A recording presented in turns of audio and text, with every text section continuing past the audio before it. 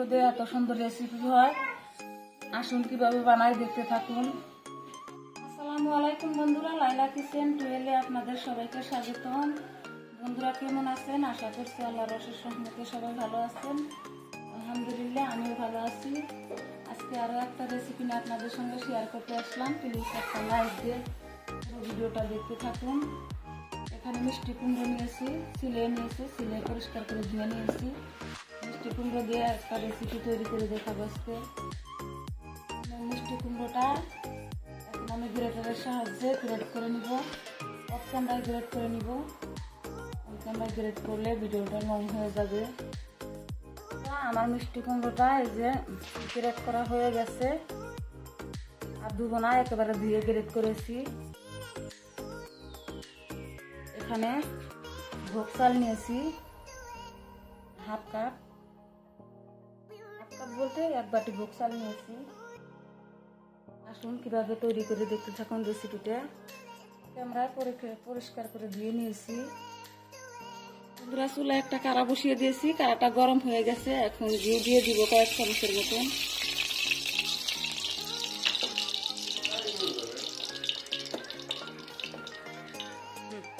ঘিটা গরম হয়ে গেছে, চালটা দিয়ে দিব মধ্যে।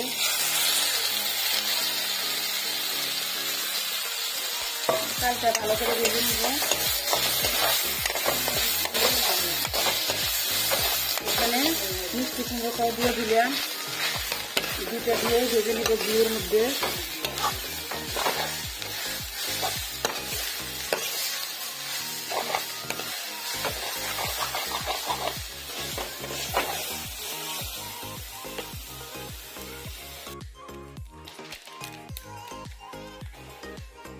এখানে এটা ভাজা হয়ে গেছে, গুঁড়ো দুধ দিয়ে দিলাম কয়েক চামচের মতন, দিয়ে ভালো করে নেড়ে নিব।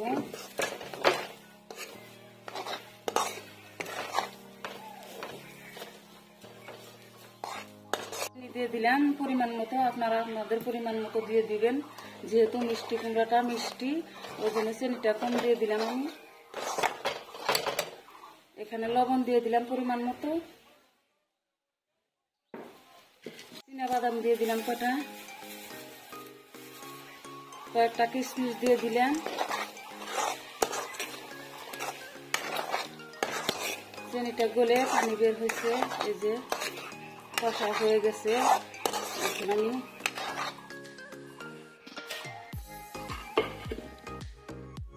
এখানে দুধ দিয়ে দিব।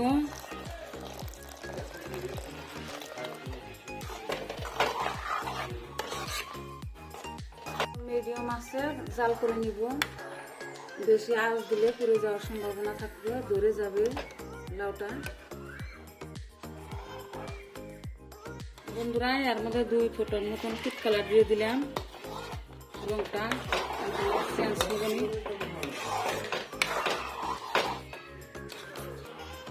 সেদ্ধ হয়ে গেছে। আমি কিন্তু 500 গ্রাম দুধের সাথে 200 গ্রাম পানি অ্যাড করেছিলাম। মোট 700 গ্রাম, আমার কাছে 500 গ্রাম দুধ ছিল।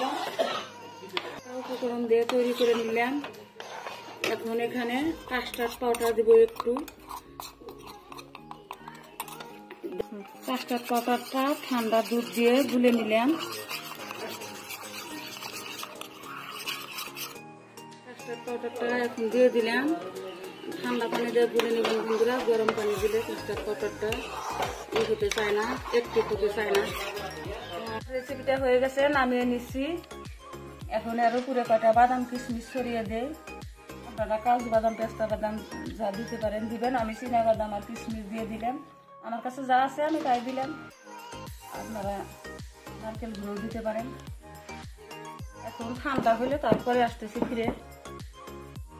বন্ধুরা আমি 10 থেকে 15 মিনিটের মতন ঠান্ডা করে নিয়েছি। বেশি ঠান্ডা করতে পারলাম না, ভিডিওটা টাইম নাই, তো সন্ধ্যাবেলা ভিডিওটা করছি।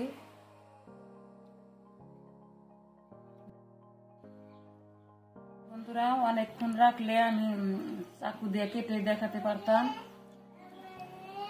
জমে আসে নাই আর কি। অল্প টাইম রাখছি, ভালো করে ঠান্ডা হয় নাই। ভিডিওটা ভালো লাগলে চ্যানেলটা সাবস্ক্রাইব করে পাশে থাকবেন, লাইক কমেন্ট শেয়ার করবেন। পরবর্তী ভিডিও আসার আগে পর্যন্ত ভালো থাকবেন, সুস্থ থাকবেন। আল্লাহ হাফিজ।